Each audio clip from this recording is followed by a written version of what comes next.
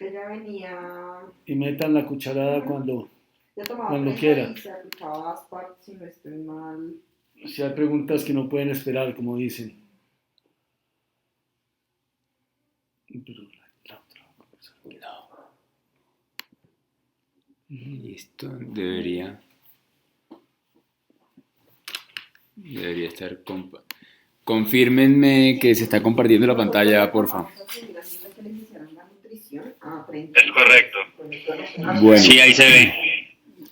usted no la ve. yo la veo. Ay, Entonces, bienvenidos nuevamente a Infectocardiología parte 2. El día de hoy vamos a hablar de endocarditis infecciosa en válvula nativa por Rafael Isaac, residente de medicina interna de tercer año. Ya la mayoría aquí me conoce. Entonces, endocarditis infecciosa válvula nativa. En otra ocasión hablaremos de válvula protésica y profilaxis. Es decir, de eso no corresponde a la charla de hoy. Primero vamos a empezar con un caso. Tenemos el caso de un paciente de 72 años con antecedente de diabetes, enfermedad renal crónica estadio 2, estenosis aórtica leve, que ingresa por un cuadro de 5 días de evolución de fiebre, disuria y poliuria. Hasta ahí, todo normal. Paciente ingresa con taquicardia, cifras tensionales discretamente elevadas y un pico febril cuantificado en 38.9. Al examen físico llama la atención un soplo sistólico 3/6. En los paraclínicos de ingreso tenemos una hemoglobina en 12, leucocitosis con neutrofilia, una creatinina basal de 1.7 y un uroanálisis con proteinuria y leucocitos incontables. Hasta este momento parece una infección de vías urinarias, probablemente una infección con probable foco urinario. Tomamos hemocultivos urocultivo que muestran en dos de los hemocultivos enterococos fecalis lo mismo que encontramos en el urocultivo. Ahora, tengan en mente este caso que vamos a volver a él al final de la presentación. Un poquito de historia antes de empezar. En 1646 fue la primera vez que se describió una endocarditis aórtica por Rivière. Luego Corvisart utilizó el término vegetación en 1806 para describir estos hallazgos que habían encontrado en 1600. En 1815 se dio el primer reporte de un émbolo séptico como complicación de la endocarditis. Albrecht y Klebs empiezan a plantearse que esto puede tener una naturaleza infecciosa. Luego William Osler en 1909 asocia las válvulas escleróticas con aumento de riesgo para desarrollo de endocarditis y además describe lo que hoy conocemos como los nódulos de Osler.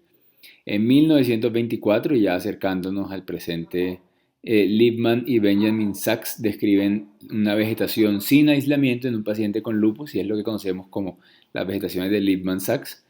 Y en 1944 se describe por primera vez la efectividad de la penicilina en el tratamiento de la endocarditis bacteriana en ese momento. Nosotros llamábamos endocarditis bacteriana, sin embargo, desde 1966, desde que Lerner y Weinstein popularizaron el concepto que Teller unos años atrás había mencionado, que debería llamarse endocarditis infecciosa y no endocarditis bacteriana, para reflejar la amplitud de microorganismos que pueden generar esta patología. pero ¿cuánta gente ingresada? Vamos. ¿Sabe quién más está por ahí? Bueno. Sí, ya tenemos un poco más de quórum. Bienvenidos. Muy bien. Entonces, clásicamente, y eso es lo que nos enseñan en pregrado, por lo menos a mí, es la clasificación de acuerdo al tiempo de evolución, y tenemos que tener en cuenta que lo vamos a decir es cuando se muere el paciente. Si el paciente se muere en las primeras 6 semanas, era una endocarditis aguda, subaguda de 6 a 3 semanas y crónica mayor a 3 meses. Esto tenía alguna relevancia para tratar de identificar al patógeno involucrado. En las menores de 6 semanas, que solían ser un poco más aceleradas, eran principalmente Staphylococcus aureus, Piógenes, Pneumoniae y Neisseриas. Y en las subagudas y crónicas, principalmente caracterizado por Viridans. Sin embargo, en los últimos años hemos tenido una tendencia a alejarnos un poco de esta clasificación y enfocarnos en una clasificación basada en la etiología, como veremos más adelante. La epidemiología, como siempre, depende del estudio y de la localización geográfica. La más alta que es 11.6 por cada 100.000 habitantes tenemos en Estados Unidos, y varía aproximadamente entre 6 y 8 por cada 100.000 habitantes en algunas regiones. En Latinoamérica lo que más tenemos información es Argentina y Brasil, que no están en la gráfica, pero oscila entre el 2 y el 10 por cada 100.000 habitantes. Más importante aún es que en uno de los estudios más grandes de seguimiento del 99 hasta el 2008, hemos visto que todos los microorganismos permanecen estables en tanto a su incidencia, pero el Staphylococcus aureus ha venido en aumento. Esto es especialmente importante ya que el Staphylococcus aureus se asocia a una mayor tasa de mortalidad comparado con el resto de microorganismos, con una mortalidad intrahospitalaria alrededor del 15% en este mismo estudio. La población, hemos visto que cada vez son mayores los pacientes con endocarditis. En 1926 eran menores de 30 años. Ya lo asociamos con pacientes en una edad promedio de 58 años y principalmente mayores de 50 años.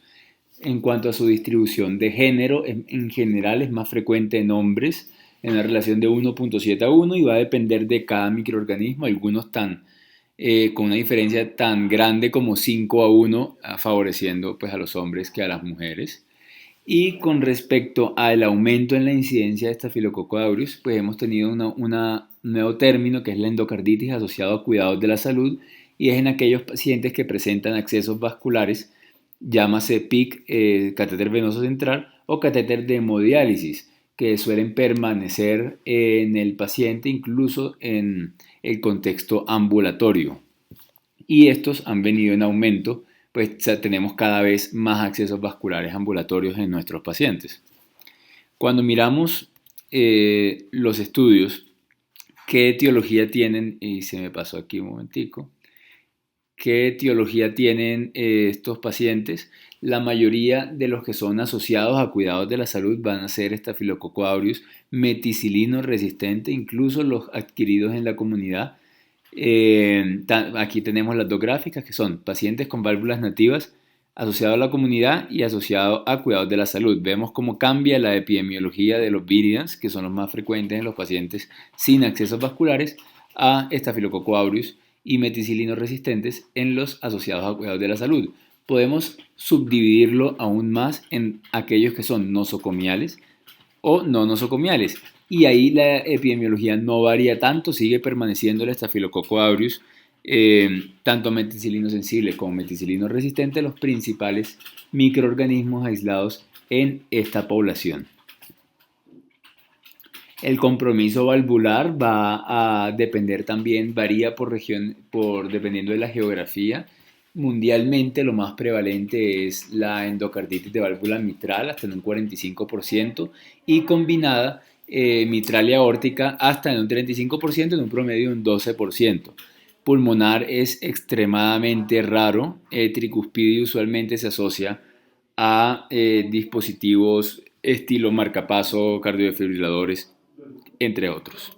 Y estilo abuso de drogas intravenosas. Y a estilo abuso de drogas intravenosas, que es un capítulo que a mí me parece tan diferente al día a día de nosotros en medicina interna, que no hablaré mucho sobre eso en la charla del día de hoy.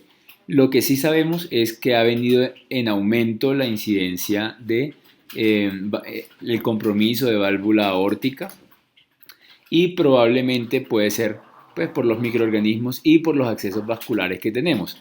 Cuando comparamos en las regiones geográficas, vemos que en general en el mundo el 90% de los pacientes con endocarditis van a presentar una vegetación. Ya dijimos que la mayoría son mitrales, pero en Latinoamérica los datos que tenemos es que la mayoría son de la válvula aórtica. 41% de válvula mitral, tricuspidio un 7% y pulmonar un 2%. Y con diferencia estadísticamente significativa cuando lo comparamos contra otras regiones. ¿Eso tiene alguna explicación? No dan alguna explicación, no. Y en cuanto a edad, por ejemplo. La edad era muy similar, también eran más hombres, 50, 60 años, no hay igual tasa de enfermedad renal crónica. ¿Sí? De pronto hay menos estudios en la población de Sudamérica, de pronto no hemos homogenizado todavía una muestra y tenemos una parte del gráfico. Cuando queremos mirar el compromiso valvular para ver qué predispone a estas infecciones, ya en 1963, en un estudio bien interesante de Rothbard, ellos encontraron que lo más frecuente es el compromiso en la superficie auricular de la válvula mitral, que está pintado aquí en rojo, y la superficie ventricular de la válvula aórtica. Se supone, y en los modelos experimentales que ellos plantearon, es que la disminución de presión lateral llevaba a una hipoperfusión de la íntima. Imagínense una vena contracta por acá y ellos mostraban que había más depósito de bacterias en el modelo experimental en estas zonas, asociado en teoría a una disminución de la perfusión. Hay otra serie de factores que tienen que estar también presentes para condicionar el desarrollo de la endocarditis, y vamos a tener en dos extremos algunos que son generadores de turbulencia, como son las lesiones en JET de orificio pequeño o estenosis asociadas a insuficiencias, en contrario a las lesiones que no producen tanta turbulencia, que son aquellas de bajo flujo o bajo gradiente, usualmente hay algunas con mayor área de superficie, una CIA, una CIB grande, y aquellas patologías de base que hacen una atenuación en la turbulencia, como lo es la falla cardíaca con febris reducida y la fibrilación auricular. Entonces estos pacientes tienen menor riesgo de desarrollar endocarditis infecciosa. Sobre la fisiopatología, tienen que ocurrir una serie de eventos usualmente simultáneos, que vamos a tener una alteración valvular estructural de base y una membrana mucosa o un tejido colonizado, que puede ser incluso comensal o con bacterias resistentes, pero que no han generado infección, que en el momento en el que tenemos un trauma y se pueden ir adhiriendo a depósitos de fibrina, plaquetas y fibronectina que se han ido formando en la válvula. Por eso necesitamos el defecto estructural primero. Aquí se va a formar, por un lado, la vegetación estéril, que es lo que vamos a conocer como los NBTs, y así es como lo van a encontrar en la literatura, endocarditis trombótica no bacteriana, y por otro lado vamos a tener la bacteriemia.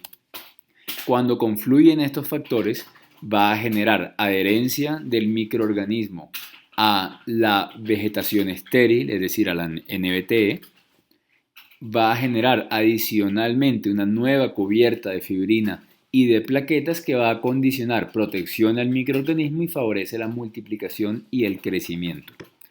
Por último, ya tenemos lo que conocemos como la vegetación madura, que es lo que usualmente vamos a encontrar en la práctica clínica.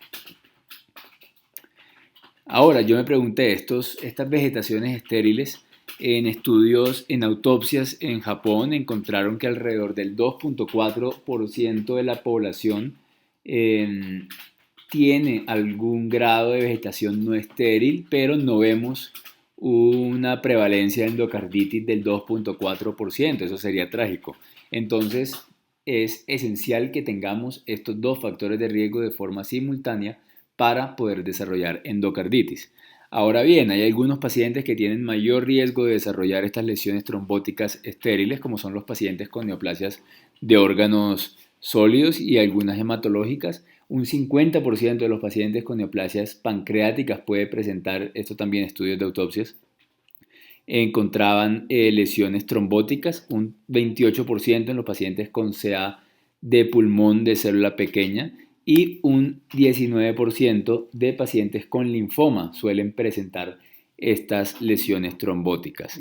El resto no ha presentado, el resto de neoplasias no presenta una diferencia estadísticamente significativa, tal vez por el número estudiado en este estudio.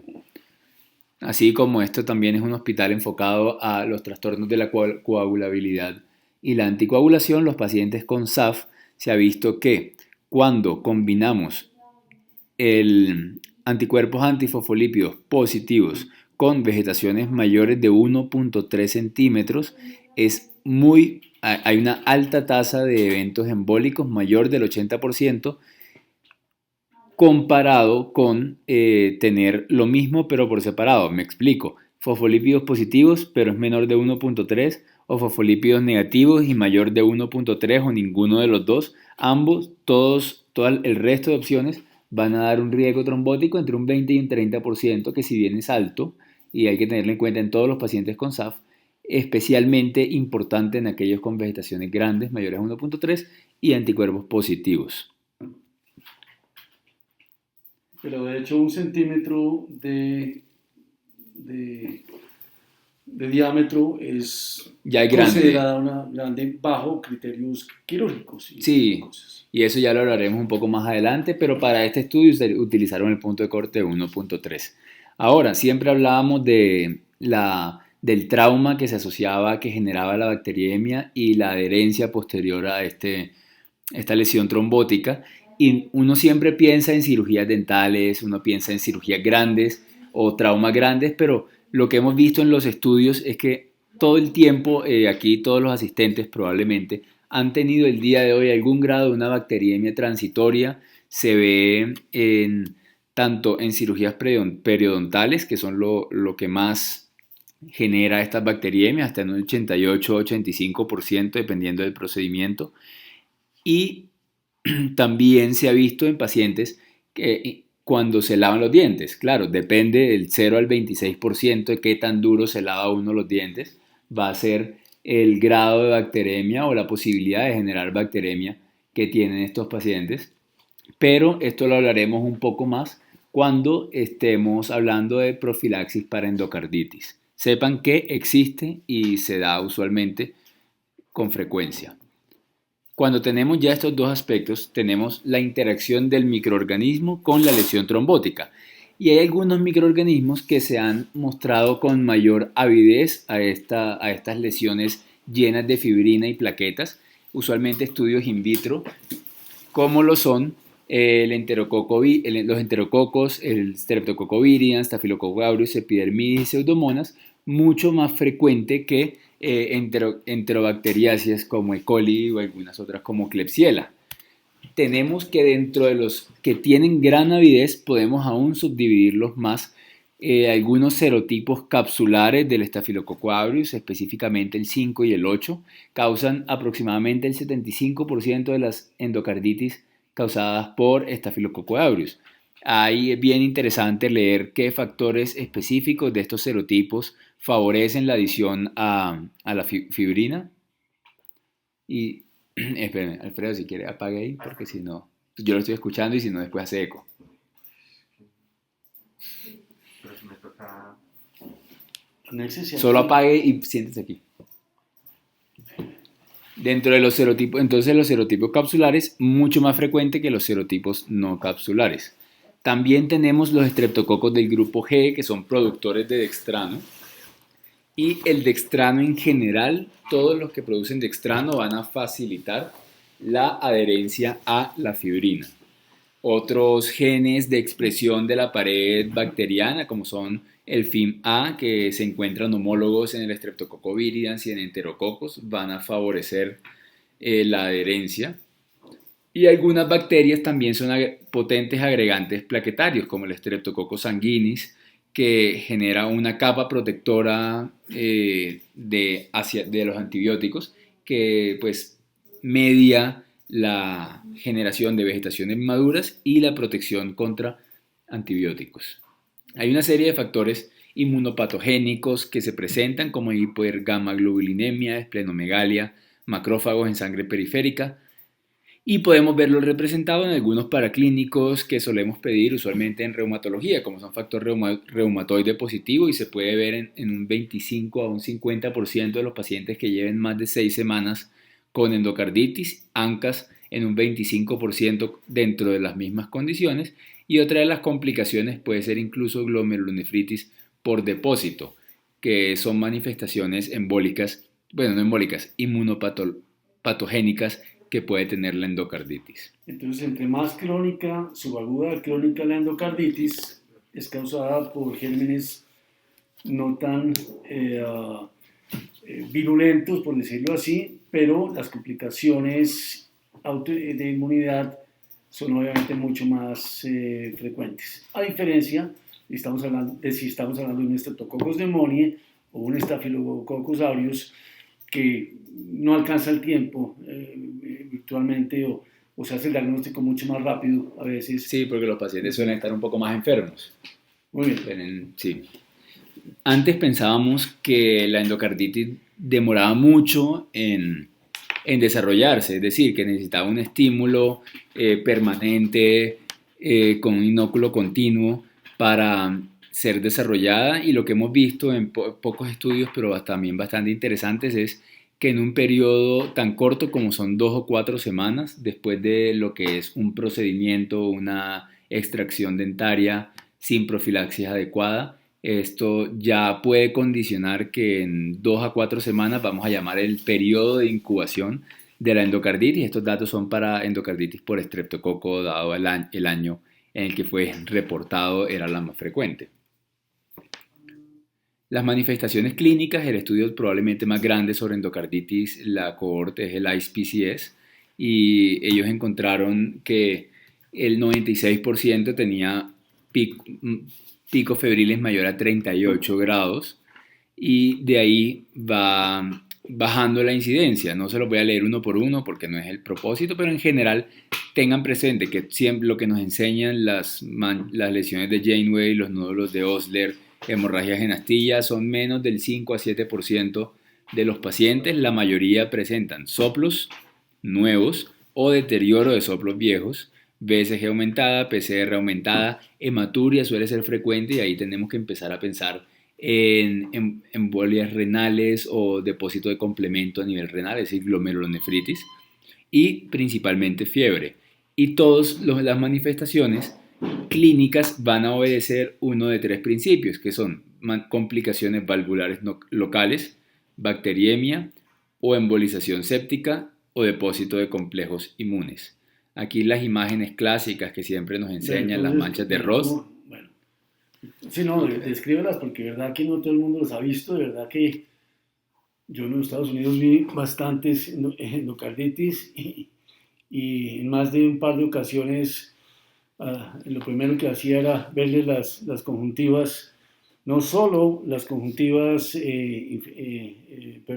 las lesiones en los párpados, la conjuntiva palpebral abajo, sino arriba. También hay que voltear el párpado y verlas ahí. Y ahí uno tiene ya pues el diagnóstico. Entonces, ¿qué son estas aquí, doctor? ¿Cómo se llama este negocio aquí? Estas son las lesiones de Janeway, que esencialmente son la manifestación de émbolos sépticos que terminan en capilares distales de la piel.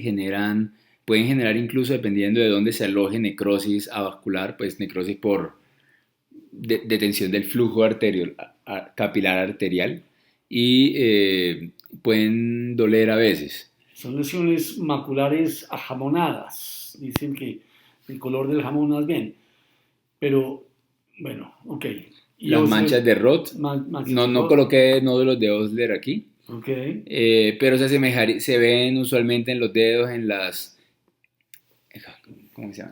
articulaciones interfalángicas, y se suele ver más en los pies. Yo pensé que era más en las manos, pero se ven más en los pies. Y también, pero son infrecuentes, manchas de Roth, que son también máculas eritematosas de centro hipopigmentado en la retina. Yo siempre he encontrado que a veces uno olvida a los oftalmólogos y las manifestaciones sistémicas, manifestaciones de fondo de ojo de las enfermedades sistémicas, y muchas veces nos pueden ayudar a enfocar a los pacientes que no sabemos que tienen. Y una de las cosas que uno hace, entre otras, curiosamente, para que sepan, es que usted llega y ve al paciente y le cuenta 1, 2, y al siguiente día de golpe tiene otras 2, mejor dicho, eso o lo que sea. Es decir, son cambiantes, son nuevos fenómenos, y ese seguimiento al examen físico dice, no hay duda de que esto es una cosa cambiante, y apoya el diagnóstico claramente. Perfecto.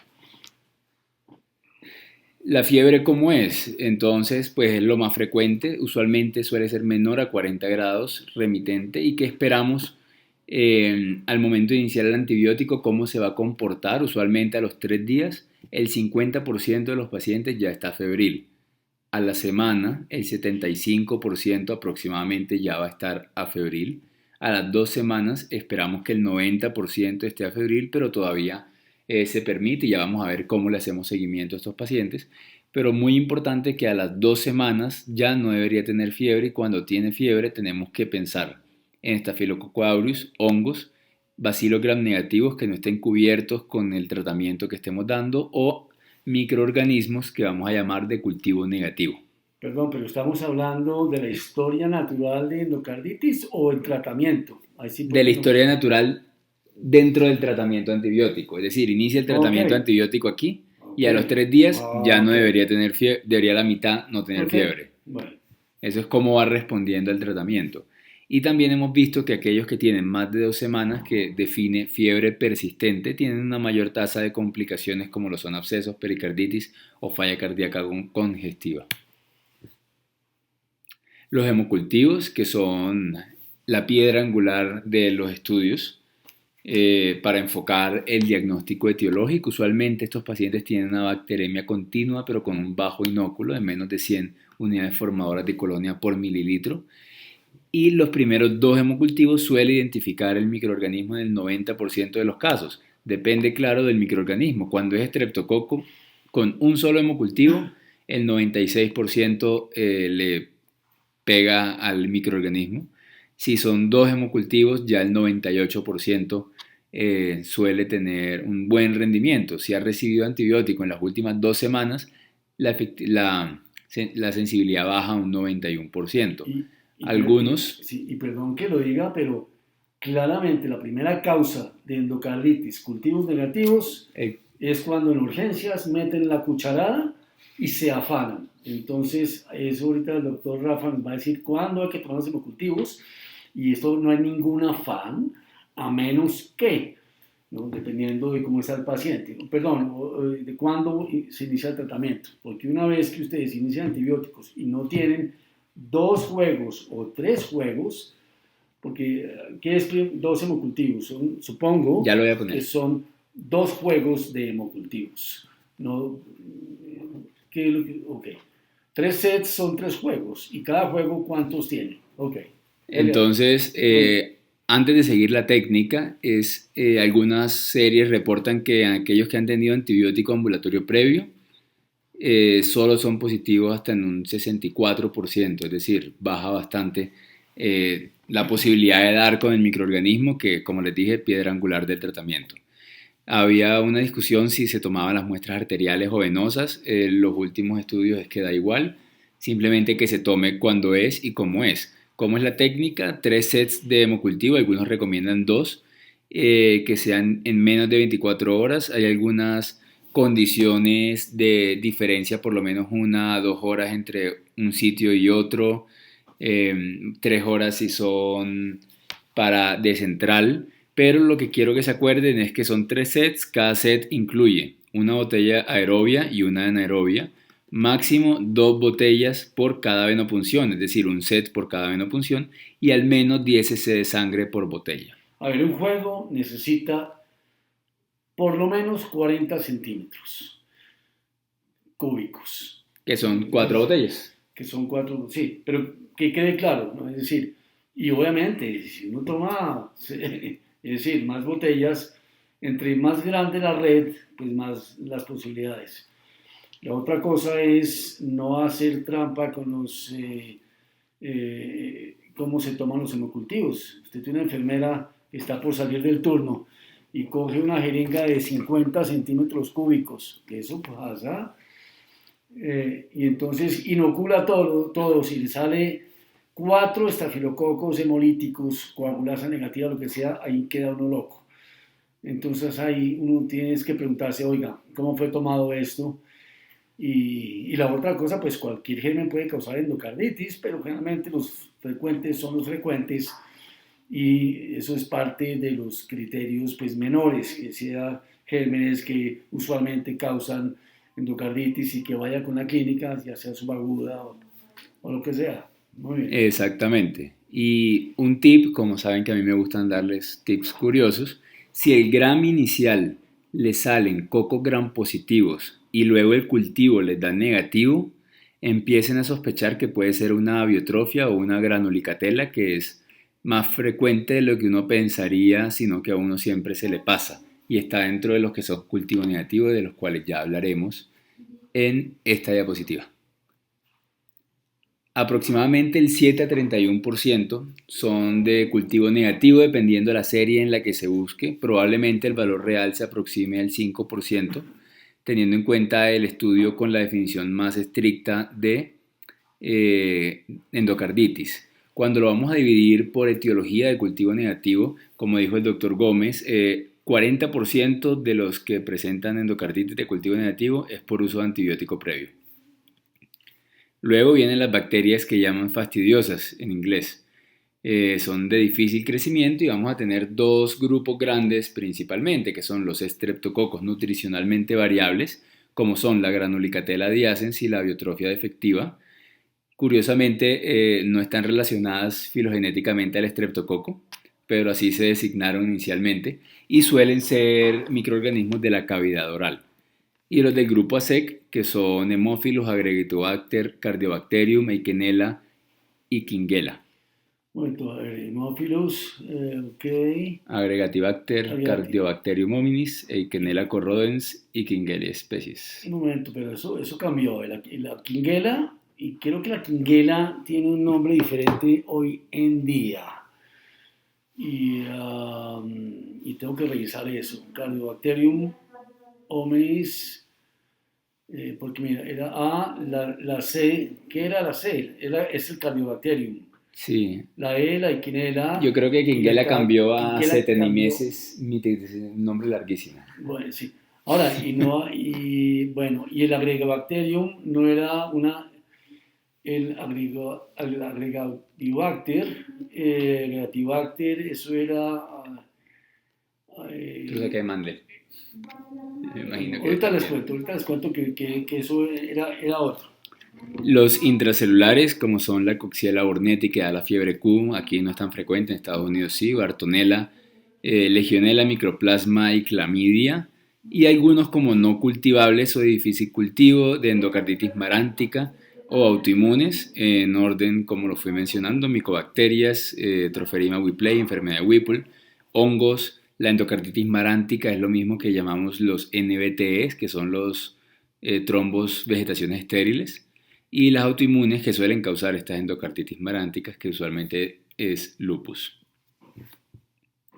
Hay una serie de factores de riesgo para cada uno de estos microorganismos, como exposición a pájaros en citacosis, en Bartonella dependiendo del subtipo, exposición de Gensele a gatos o Quintana a pacientes alcohólicos, como revisamos en la charla inicial de microbiología, Aspergillus en válvulas protésicas que no hacen parte del día de hoy, y Coxiella, que son zoonosis y están en varios mamíferos.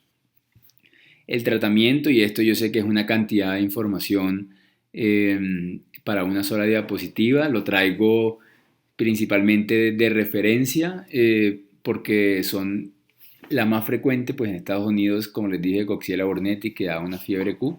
Sepan que de forma aguda causa mialgia, cefalea y un cuadro de hepatitis. El paciente suele resolver y a las 2 semanas empieza a presentar lo que son los picos febriles, que va a ir desencadenando, como ya mencionamos, el tiempo de incubación. 2-4 semanas empieza a ser endocarditis. Los tratamientos son dirigidos a cada uno de estos microorganismos y hay que sospecharlos de acuerdo a las exposiciones del paciente. No podemos tirarle a lo loco para ver cuál le pegamos porque vamos a gastar demasiados recursos. Y ese bichito es lo que era un Actinomycetes comitans. Ese. Que es un nombre lindo, pero sí, hace tiempos que no lo oíamos y ahora es Agregatibacter. Actinomycetes comitans, ese. Actinomycetes comitans. Bueno. Eso. Fenómeno. En 1920, y esto ya es otra vez un dato curioso, el fenómeno de Bitter, descrito inicialmente en 1920, es esas cosas raras que no están bien descritos en la literatura, pero me pareció interesante que una gota de sangre sacado del lóbulo de la oreja, si le hacemos un extendido de sangre periférica, va a encontrar un aumento en el número de histiocitos en el frotis mucho más alto que en la sangre periférica, que es probable que se dé por la estimulación vagal de la válvula dentro del corazón, y esto aumenta la relación de los histiocitos en la sangre del lóbulo de la oreja versus el Mucho palazo. de, el de la sangre periférica. Dato curioso. Pero bueno, continuamos. Imágenes. Cuando hablamos de imágenes siempre pensamos en ecocardiograma y pensamos en dos. Ecocardiograma transtorácico y transesofágico. Sabemos que el transtorácico tiene una sensibilidad no tan buena como el transesofágico, que suele ser del 50 al 90% dependiendo de la cohorte. Tiene mejor sensibilidad para la tricúspide y la pulmonar y es inadecuado en pacientes con obesidad, EPOC o deformidades del tórax. Usualmente preferimos evitarlo si el paciente tiene baja probabilidad pretest, no nos va a ayudar a diferenciar el cuadro clínico que tiene el paciente y no debemos sospechar endocarditis si la probabilidad pretest es baja o en bacteremia por gérmenes que no típicamente causen endocarditis infecciosa como lo es pues, la bacteriasis. Es útil para identificar y hacer seguimiento de complicaciones locales cardíacas para no estar invadiendo con ecos transesofágicos continuamente al paciente. Por otro lado, el eco transesofágico sí tiene una sensibilidad del 95 al 100% y una tasa de detección de abscesos del 90 al 95% y es ampliamente superior en perforaciones valvulares, marcapasos y en ancianos. Los datos epidemiológicos, entonces aquí tenemos los LR positivos y me pareció bien interesante porque de esto deriva una recomendación que yo no entendía muy bien y es cuando toman un eco transtorácico y un transesofágico al mismo tiempo, el eco transtorácico tiene un LR positivo de 43 y un LR negativo de 0.2, una sensibilidad del 80 y una especificidad del 98%. Cuando los espaciamos, por lo menos entre 3 a 7 días, que son las recomendaciones del espaciamiento actual, y acá ponen a una semana, promedio de 3 días, el rendimiento del eco transesofágico se ve que baja, probablemente a expensas del aumento en el rendimiento del eco transesofágico. Aquí ya el transtorácico va a tener un rendimiento, una LR positivo de 5 que raya en el margen de efectividad que consideramos, lo mejor sería, ideal sería 10, y un LR negativo de 0.2 que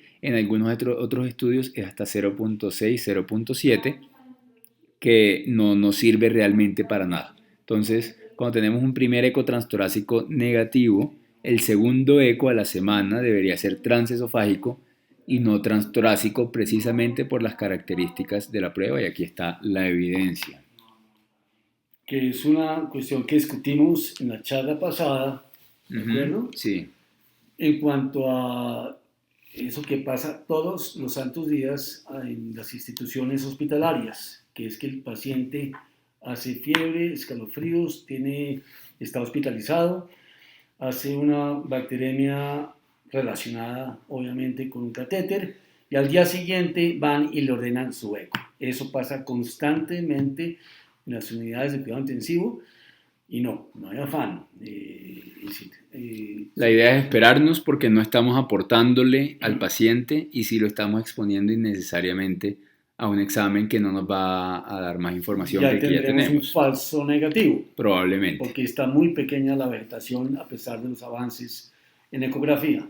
Aquí tenemos pues una representación gráfica de los LRs para mostrarles si tuviésemos una probabilidad pretest del 70%, que es relativamente alto, un eco transtorácico negativo con un LR de 0.14, que es si se tomara al mismo tiempo, tiene el mismo rendimiento del eco transesofágico. Eso es una discusión estadística que no es el momento para tener, pero nos baja la probabilidad post-test a un 25%. Si lo volvemos a tomar un transesofágico, no nos va a cambiar porque ya empezamos con una probabilidad de 25%, entonces necesitamos esperar a que mejore las estadísticas de la prueba. Volviendo, y aquí yo me preguntaba, bueno, ¿y cómo hacemos para aumentar la sensibilidad? Porque es tan poco sensible. Entonces hay un estudio que describe una serie de criterios un poco más estrictos que aumentan la sensibilidad a un 98% para descartar endocarditis. Bien interesante el estudio. Refieren que a menos de que si tiene una calidad moderado mejor con anatomía relativamente normal y aquí ellos dan todas las consideraciones con insuficiencia valvular máximo leve con derrame pericárdico máximo leve, ausencia de centrales, no evidencia de vegetación, no evidencia de estenosis o esclerosis. Ya aquí tenemos una sensibilidad del 98% para descartar endocarditis, lo cual me pareció bien chévere tenerlo por lo menos a la mano al momento de pedir. Hay una serie de algoritmos en cada guía para cuándo pedir. El examen inicial siempre debe ser un eco transtorácico y se debe ir solicitando el eco transesofágico. Aquí tenemos de 7 a 10 días cuando el primer eco transtorácico fue negativo. Y tengo otra diapositiva aquí un poco mejor de la guía de la AJA del 2015. Cuando se sospecha un eco transtorácico negativo, bueno, ahí ya depende de la sospecha clínica y al final en el caso clínico lo vamos a revisar. Y tenemos que si es positivo, cuando le hacemos un eco transtorácico, entonces ellos también, me refiero al estudio original de donde sale la recomendación, y ellos refieren que hay una serie de características de alto riesgo dentro del eco transtorácico para definir que le vamos a tomar un eco transesofágico, y es cuando tienen más de 1 centímetro en diámetro, cuando tienen una insuficiencia valvular severa, absceso, pseudoaneurisma, perforación valvular o falla cardíaca descompensada. Y me parece curioso que no mencionen en algún lado la presencia de un soplo cardíaco, un murmullo cardíaco claro, que entre otras eso cambió un poquito hace rato en las recomendaciones de profilaxis. Antes se le daba profilaxis a todo el mundo y ahora dependiendo si un paciente tiene, por ejemplo, una insuficiencia mitral en el eco, pero no se ausculta claramente un soplo mitral, ese paciente no es un candidato y no sé si eso ha cambiado, creo que eso es del 2007, eso creo que es del 2007 para profilaxis, que después lo podemos ver, pero me parece interesante que obviamente el soplo que se escuche claramente refleja que el YET es lo suficientemente importante. Condiciona un mayor riesgo. Ok. Pero eso sí, tendremos una charla de eso. Esta imagen, este algoritmo para cuándo pedir eco transtorácico y transesofágico me parece el más sencillo de todos, pero no el más completo, pero tener en cuenta que en los pacientes de alto riesgo con sospecha de endocarditis, que son aquellos con bacteremias por Staphylococcus aureus o bacteremias por Enterococcus fecalis de alto riesgo, y me remito al caso clínico que teníamos al comienzo, y otras consideraciones que ya revisamos como dispositivos intravasculares y que revisaremos como válvulas protésicas.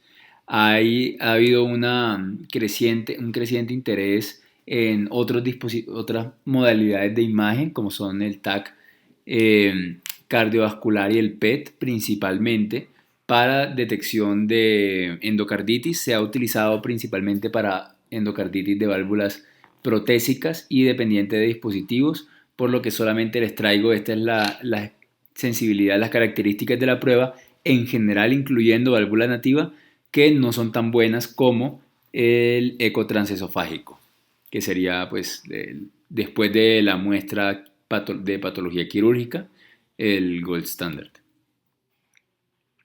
El diagnóstico, y por motivos de tiempo, yo sé que todos han revisado en algún momento de su vida los criterios de Duke, les recomiendo no buscarlos el que aparece primerito en Google, sino remitirse al estudio original del 2000 donde se modificaron los criterios, y ahí tenemos toda la serie, es una lista de chequeo bastante larga sobre cómo deben ser las consideraciones de los cultivos positivos, de cuáles microorganismos se consideran típicos de endocarditis infecciosa, que deben ser en 2 cultivos separados, Viridians, bovis, que ya se llama bovis, ASEC, Staphylococcus aureus, enterococos de la comunidad, en ausencia de foco primario. Y si me pongo a leer todo esto, eso pues sería una charla aparte. Más importante, me interesa que sepan que incluso los criterios de Duke, cuando los comparamos con patología quirúrgica, no tienen una correlación del 100%.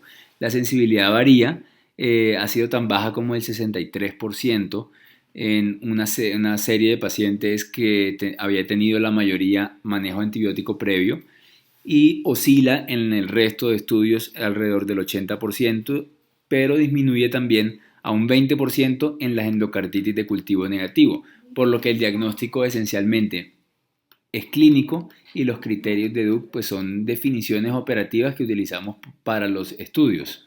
Pero no es necesario pues guiarse 100% de que si no tiene criterios de Duke positivos, entonces ya no le puedo decir que tiene endocarditis. Es un diagnóstico clínico. Acuérdense, y vuelvo, y hay un estudio exactamente en esas guías que están en el AHA, del Heart Association, que dice que la correlación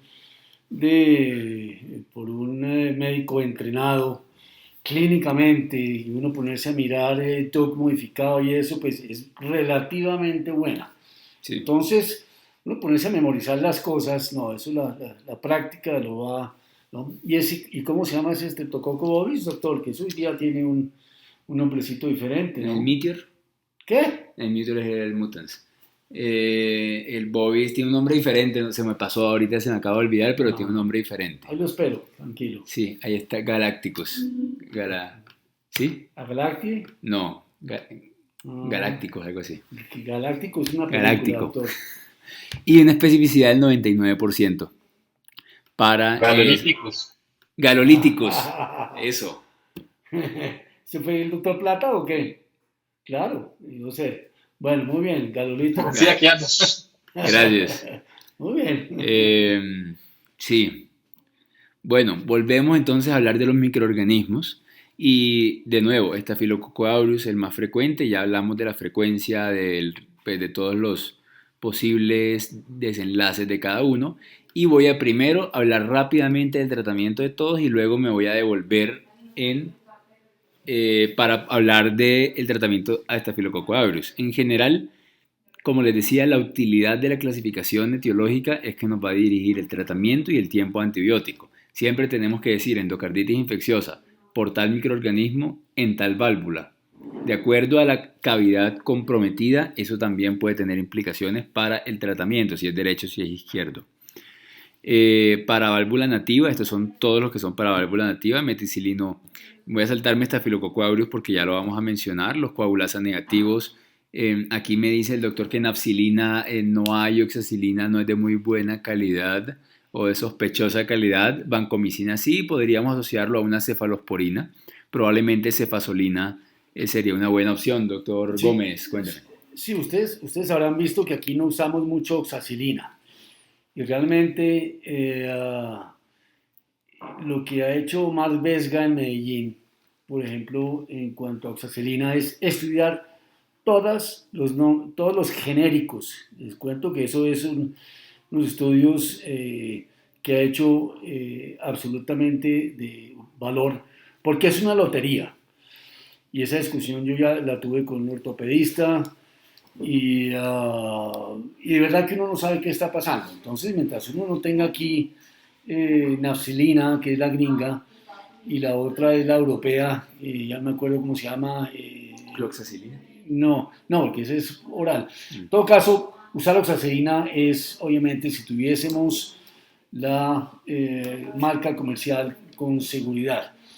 La otra es cefazolina. El doctor Plata sabe qué cefazolina estamos usando aquí, o es tenemos un nombre comercial, o es otro, porque cefazolina, a menos que uno tenga, digamos, abscesos cerebrales y complicaciones, pues cefazolina se podría usar. ¿No?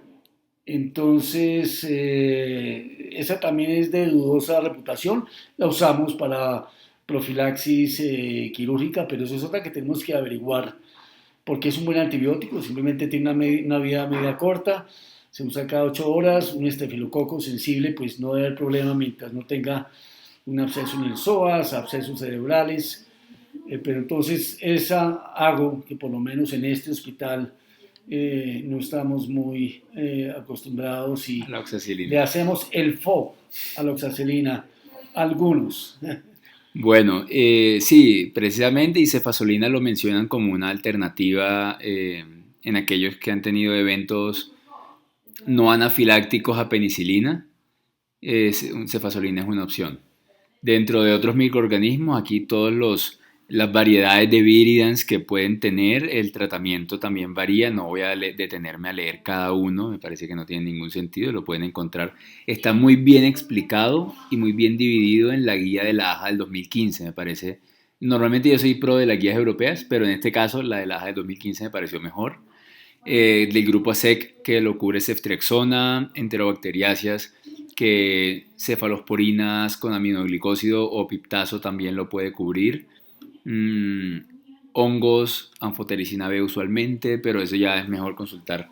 Siempre es mejor consultar Bueno, con infectología, pero en este caso en particular, aquí encontré esto, no sé qué opinen los infectólogos aquí presentes, que en los pacientes con endocarditis de cultivo negativo, cuando no sea por administración de antibiótico previo, se deban cubrir con ampicilina, sulbactam, gentamicina, ciprofloxacina como una terapia empírica por los gérmenes posiblemente asociados a las endocarditis de cultivo negativo, excluyendo que no tenga un factor de riesgo evidente para Staphylococcus aureus o alguna otra y, es- exposición. y esa no tenía incluida una vancomicina o algo similar.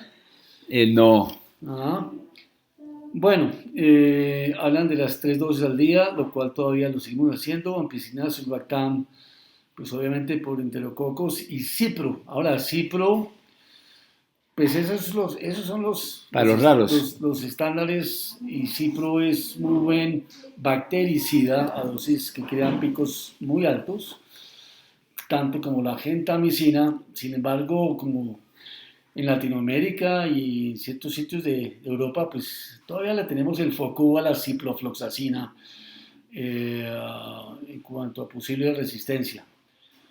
Eh, pero bueno, de golpe uno puede, y la otra cosa, y lo bonito de la infectología es que uno tiene que tener imaginación y de golpe al ver ciertos factores de riesgo curiosos de exposición a animales o otro tipo de cosas, de golpe uno acaba haciendo una escogencia diferente. Siempre hay que pensar, doctores, esto nosotros los infectólogos usualmente testamos los algoritmos y las cuestiones rígidas, pero es tan bonito pensar de vez en cuando que uno acaba haciendo milagros. Siga, doctor. Gracias. Y bueno, entonces ahora ya falta muy poco de la presentación realmente, pero prefiero mejor terminar. En, entonces me quedo así. En los pacientes con con Staphylococcus aureus, en general la mayoría son resistentes a penicilina G con un MIC mayor a 0.2. Primero. Segundo, si tenemos una bacteremia sin endocarditis definitiva, hay una serie de predictores para endocarditis infecciosa, como son ausencia de foco infeccioso que haya sido adquirido en comunidad, que el paciente tenga secuelas metastásicas de alguna otra enfermedad, y suena obvio, pero que tenga vegetaciones en un ecocardiograma, él estaba dentro del estudio, pues lo coloqué en 1987.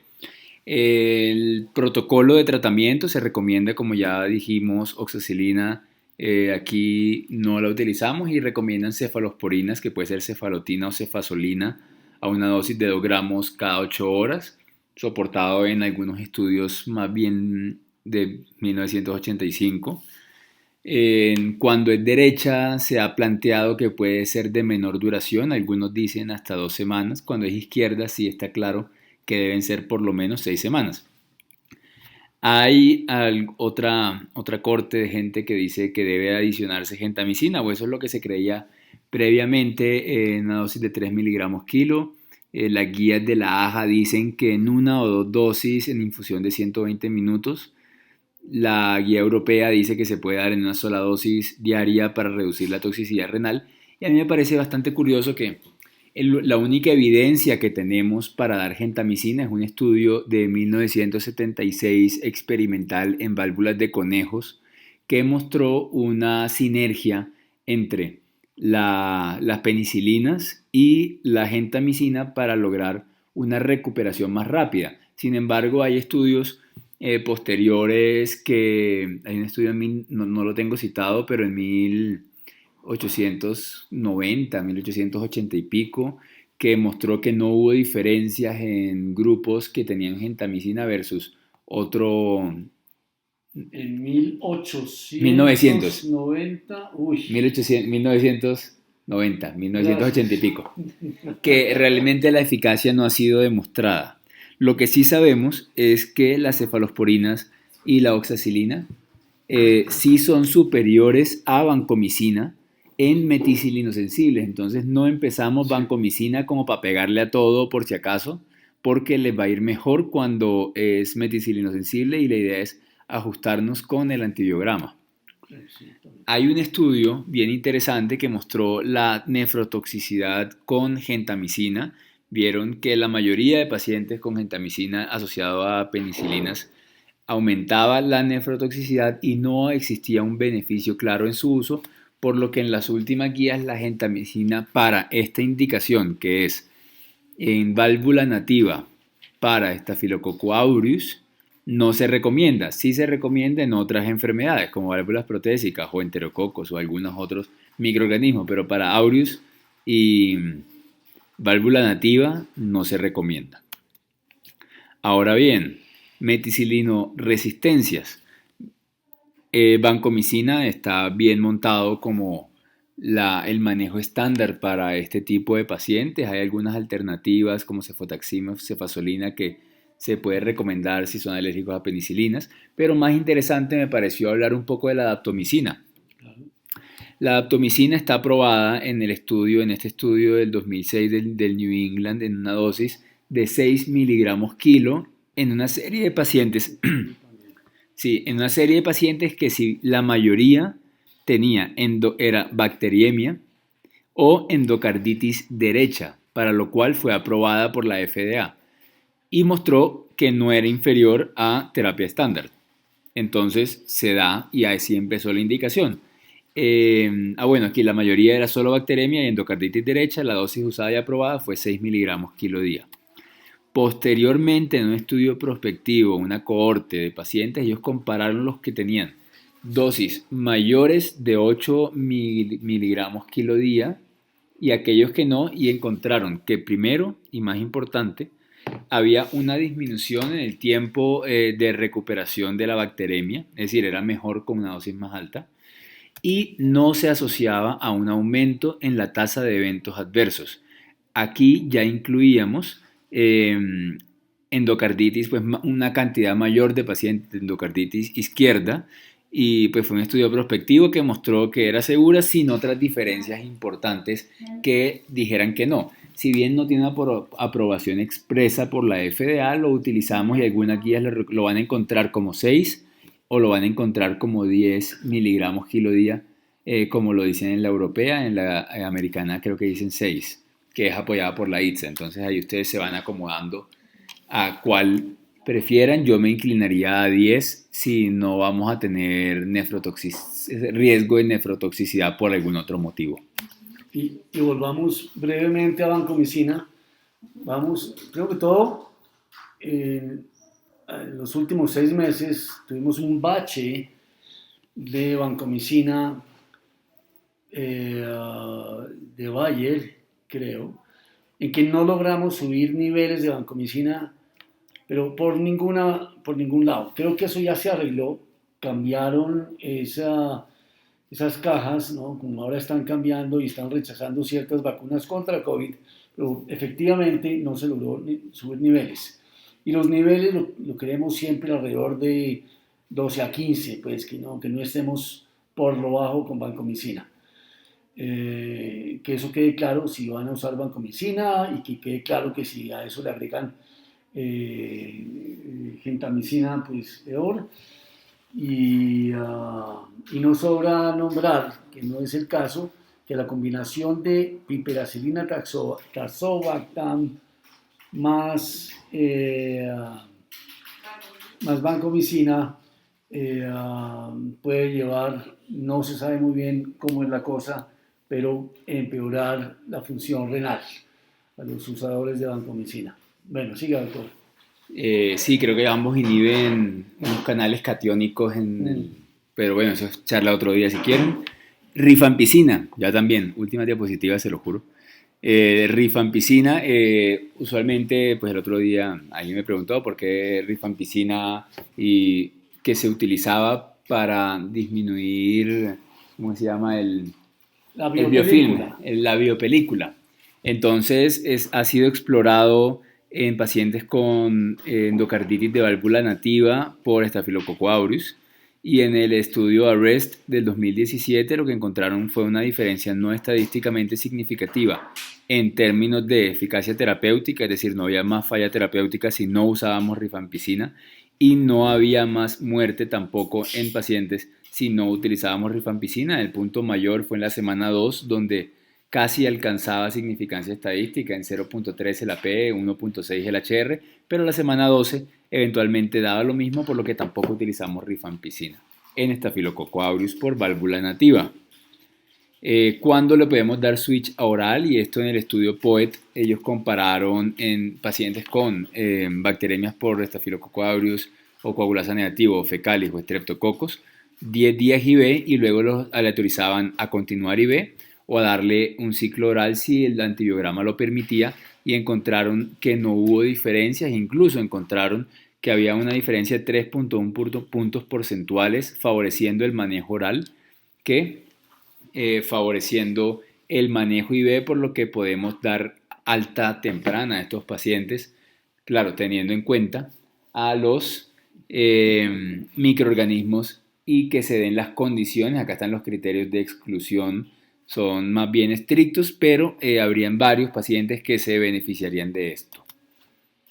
Y otros que se complicarían. Por último, volviendo al caso clínico, entonces, después de ver todo lo que hablamos el día de hoy, tenemos un paciente que claramente tiene una bacteriemia con un foco urinario, un deterioro de su creatinina asociado al foco urinario. ¿Y qué hacer con este paciente? Entonces, ya dijimos que Staphylococcus aureus y Enterococcus fecalis son microorganismos con alta avidez para generar endocarditis. Y por esta alta avidez tenemos que mantener una alta sospecha clínica de que la bacteriemia puede estar generando endocarditis. Se han generado una serie de criterios, y estos son los criterios de la BCAC, para decir cuándo vamos a empezar a sospechar endocarditis. Y aquí también no se los voy a leer, yo les paso, el que me escribe, yo le paso las diapositivas. Pero en resumen, cualquier enfermedad febril que tenga una predisposición con intervención reciente, asociada a bacteremia, evidencia de falla cardíaca congestiva, nuevo bloqueo AB, que tenga ACV, que tenga abscesos periféricos, que tenga una historia larga de diaforesis, eventos embólicos no explicados, fiebre, cultivos persistentemente positivos, ya dijimos 72 horas después del inicio de antibiótico es persistentemente positivo, o que tenga una enfermedad febril con un soplo nuevo o deteriorado. Este paciente tenía un soplo no necesariamente nuevo, pero no sabemos, puede estar deteriorado por la sospecha. La edad, el hombre es mayor de 50 años, tiene un riesgo moderado de endocarditis, entonces va a entrar en el algoritmo de hacerle los exámenes que ya hemos discutido, un eco transtorácico inicial, y de acuerdo al eco transtorácico, pues también hay escalas, como en medicina interna nos encantan las escalas. Está la escala el NOVA Score, que predice dependiendo de cuántos cultivos son positivos, y acá para que le dé 5 puntos tienen que ser todos los cultivos positivos, por lo menos 3 de 3, y son más, por lo menos 3, que tenga bacteremia de origen desconocido, y si le da más de 4, entonces es un paciente que se beneficiaría de eco transesofágico, incluso si el eco transtorácico fue negativo. Esto es para decir en qué pacientes vamos a empujarnos para un lado o para el otro después del abordaje inicial. Bueno, aquí termina, no voy a tampoco detenerme en el algoritmo, cuándo les pide PET, cuándo no, y el tratamiento lo va a hacer de acuerdo a la guía. A mí me parece un abordaje sencillo el de la guía europea para las enterococos en general. Le da amoxicilina, gentamicina o ceftriaxona, dependiendo del tipo de paciente. Está la del centro, que es ampicilina y ceftriaxona, que es efectiva para Enterococcus fecalis, para todo tipo de serotipos de Enterococcus fecalis y con diferentes tipos de resistencia, por lo que me parece una dosis y un manejo adecuado para este tipo de pacientes. Estamos hablando de los que son sensibles a ampicilina. Los que son sensibles a ampicilina. Y es con ceftriaxona. Sí, Porque en un momento dado dijiste ampicilina. ceftriaxona, sí, con ceftriaxona, eso está bueno. Y vancomicina con gentamicina para aquellos más resistentes. Por último, el seguimiento se puede hacer con eco transtorácico o transesofágico cuando sospechamos complicaciones, llámase embolismo, fiebre persistente, abscesos o nuevos bloqueos atrioventriculares.